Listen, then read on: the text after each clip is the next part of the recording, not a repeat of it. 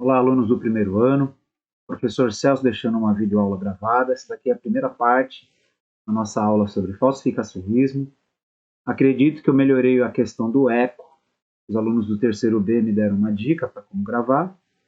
E vamos lá, para o vídeo ser o mais curto e direto possível. Então aqui, vou começar mostrando o primeiro formulário. Eu sempre costumo mostrar o texto.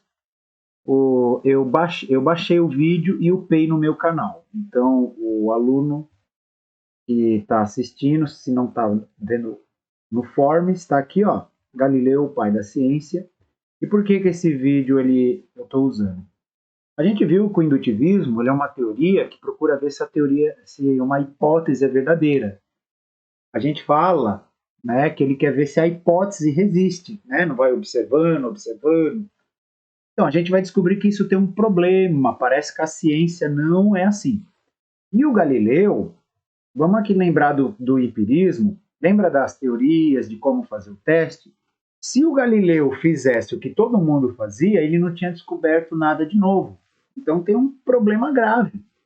Será que o indutivismo está tão errado assim? E aí nós vamos conhecer um crítico do indutivismo. Aí agora a gente vai para o texto da aula, para entender por que eu preciso falar dele. Eu vou apresentar para vocês o falsificacionismo. Então, as partes da primeira aula, nós vamos entender as semelhanças, porque o falsificacionismo, ele concorda algumas coisas com o indutivismo, mas tem outras que ele discorda muito, tá? Então, esses são os tópicos. Nós vamos ver as semelhanças, nós vamos ver teorias gerais, experimentos, vamos ver as diferenças. Ciência não é neutra, o princípio da indução é falso, toda teoria é provisória. Aí depois nós fazemos o vídeo da segunda aula. Vamos lá que eu já demorei. O falsificacionismo foi criado por esse filósofo, o nome dele é Karl Popper.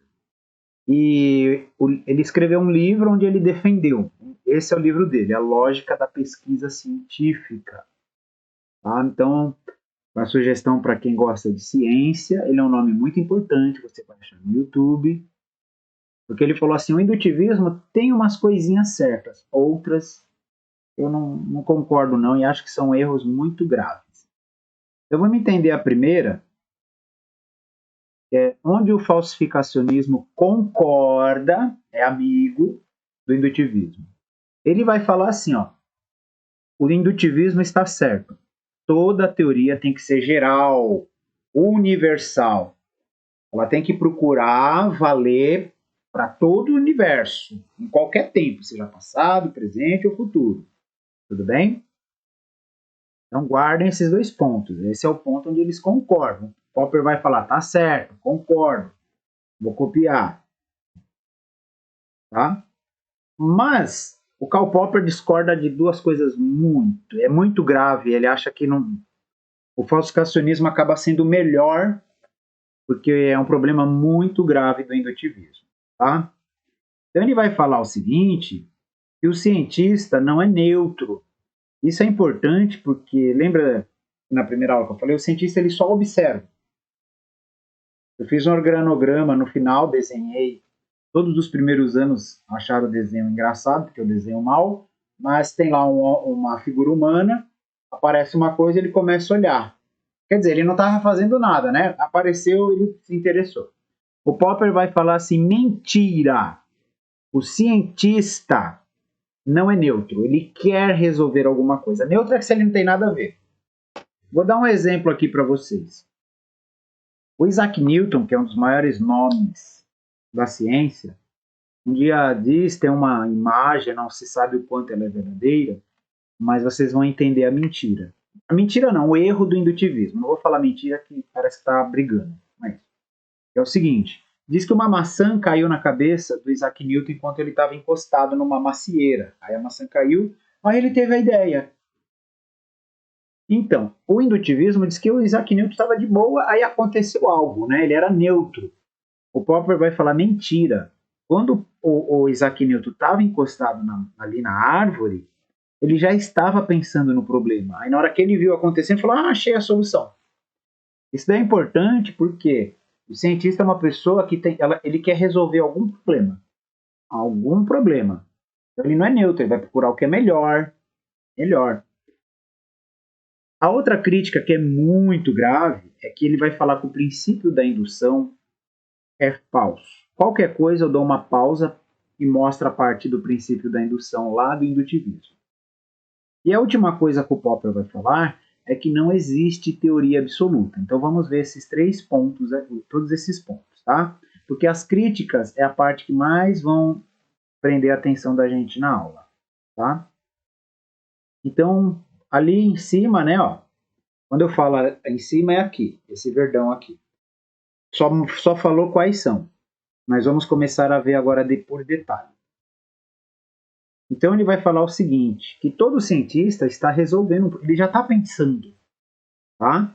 O cientista não é uma pessoa que do nada acontece algo e fala, eu tive uma ideia. Não, ele já está pensando, ele já tem ideias na cabeça.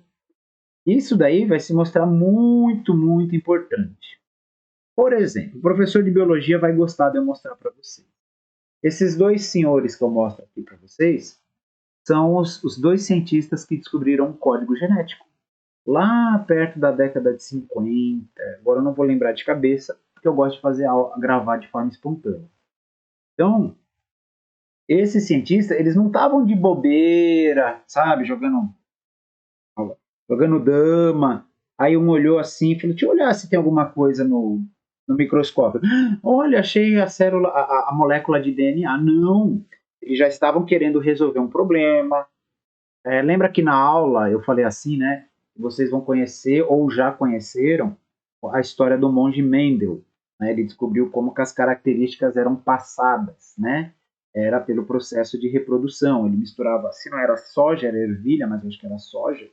Ele misturava e ia vendo como que uma soja amarela, quantas vezes demorava para aparecer uma da mesma cor. Ele queria ver como que as características eram transmitidas para as descendências, né? Para a ascendência que vem depois, né? A ascendência é o que vem depois.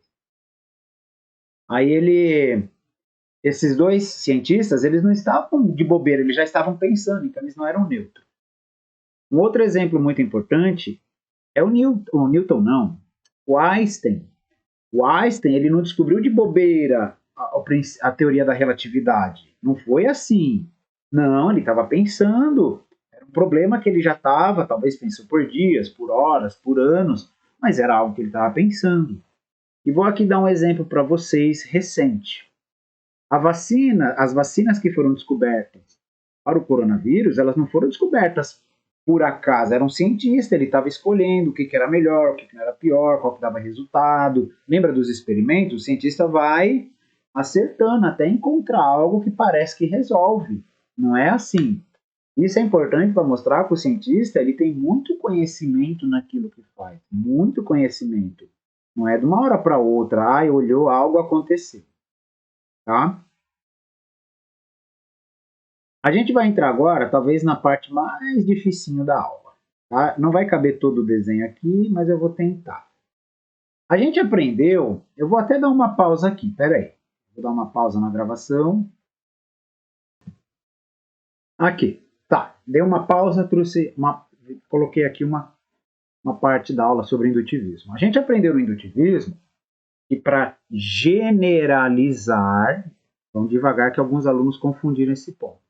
3 pontos devem ser seguidos, mas ainda não terminou. Lembra observar muitas vezes, em condições diferentes, e sempre aconteceu o mesmo. Com esses 3 pontos, o cientista vai para aquela pirâmide que vocês estão vendo ali. Ó. Eu vou dar um belo zoom nela. E aí, da generalização, ele pode fazer dedução, que é conseguir explicar. O cientista com aqueles 3 pontos, ele vai ter muitos fatos adquiridos, ele olhou muitas vezes. Aí a indução é generalizar. Olha lá a indução, ele generaliza, que é fazer uma hipótese. Aí ele passa a defender a hipótese. Tá lá, leis e teorias, é a parte do alto. Quando o cientista vê que isso está dando certo, a teoria está salva, ela aguenta, ela é forte, ele vai falar, agora eu posso confiar nessa teoria, eu confio na teoria, ela tá mostrando. Toda vez que eu ou qualquer outra pessoa faz, mostra que o mesmo acontece. Tá certo? É bom. E aí ele consegue fazer o que? A dedução, que ele consegue prever e explicar, que está aqui no finalzinho. Tudo bem? Tá, o Popper vai falar que isso é falso. Não é. Isso não se sustenta, tem um problemaço com isso. Voltando aqui ao Popper, ele vai explicar uma coisa que é interessante, né? O indutivismo, ele defende as regras de generalização, os 3 pontos, e aí, com isso, o cientista pode fazer um raciocínio dedutivo, transformar afirmações singulares do que ele viu, aula de indutivismo tendo revisão, e fazer uma teoria, que a teoria é universal. O Popper vai falar, tem um problemaço com isso daí.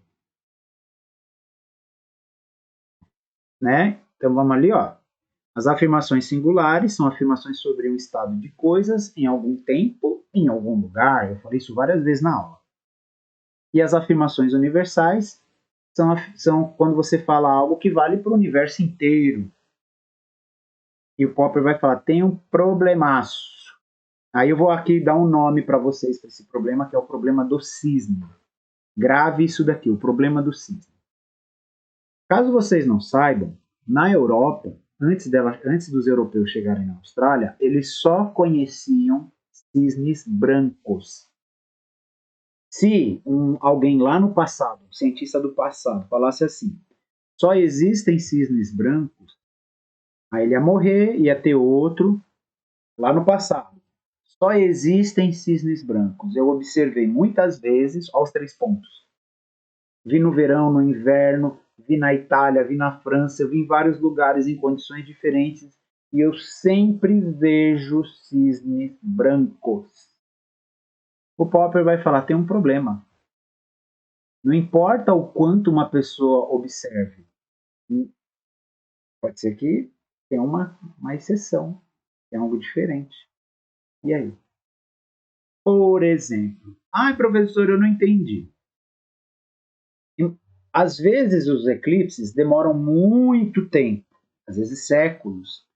Eu acho que eu vi o último eclipse total. Ele vai demorar séculos para acontecer. Tá? Eu me lembro que foi falado no jornal, na época, né? Era o último eclipse total, depois de muitos séculos. Os eclipses demoram muito, muito tempo.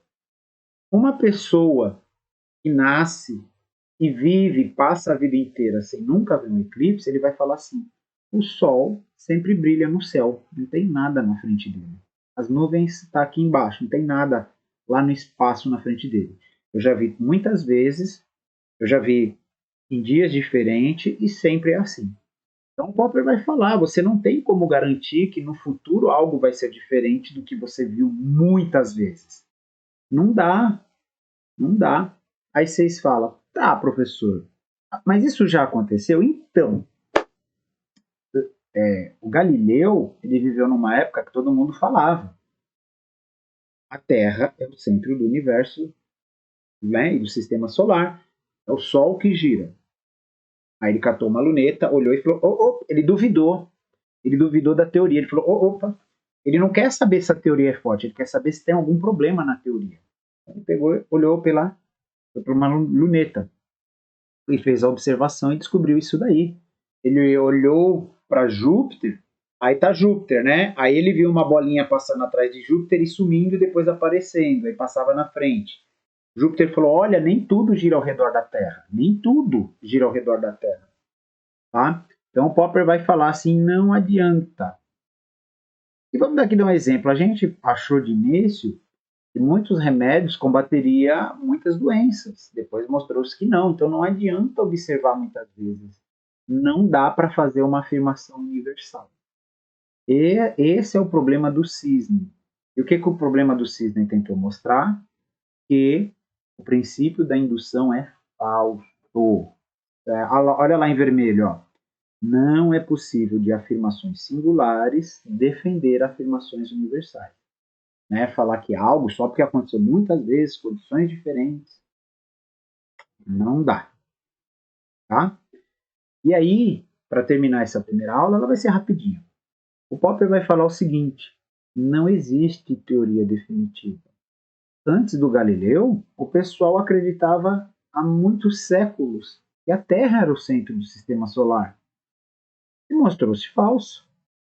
Pode ser que outra coisa que a gente acha hoje que é muito certeza se mostre falso. Não dá para saber. Então, diferente do indutivismo, o falsificacionismo vai falar: olha, não existe teoria universal, não. Não existe. E pode esquecer, não tem. Ela é o que melhor funciona. Né? Até o momento não deu para provar que está errado. É o que melhor funciona. Tudo bem? Então, para terminar esse vídeo aqui, que vai ser mais rápido, a gente viu as semelhanças, são bem fáceis, bem rapidinho, né? O falsificacionismo concorda que existem teorias gerais e que a ciência tem que fazer experimentos, tem que fazer as coisas acontecer e ficar olhando. E ele vai falar: está certo. Agora a diferença. Ele vai falar: mentira, que o cientista é neutro. Ele já é alguém que já está pesquisando, ele estuda muito. Tá? A segunda diferença é que o princípio da indução é falso, que eu acho que é a parte mais difícil da aula. Tá? Então assistam com calma, leiam, pensem no problema do cisne, tá? De outras coisas, a gente pode falar assim, água não pega fogo. Vai saber que alguém não consegue fazer alguma coisa e mostra que ela pega fogo. O professor está dando esse exemplo, mas lembra, o Galileu provou para todo mundo que a Terra não era o centro do universo. E todo dia, se vocês não soubessem isso, vocês iriam olhar para fora e falar: eu estou parado, se a Terra estivesse se movendo, eu ia estar sentindo, que nem quando eu estou no carro. O Galileu conseguiu provar para todo mundo, independente disso, a Terra não é o centro do universo e nem do sistema solar. Tá? E aí só acontece o quê? Qual que é a conclusão? Nenhuma teoria é eterna. Algum dia, alguma hora, as teorias podem ser provadas falsas. Bem? Com isso a gente termina a nossa aula, nossa videoaula gravada. Espero que na sala ajude bastante, mas para você que não pôde ver ou está revisando esse vídeo, ajude mais ainda. Bem? Sei lá, tchau!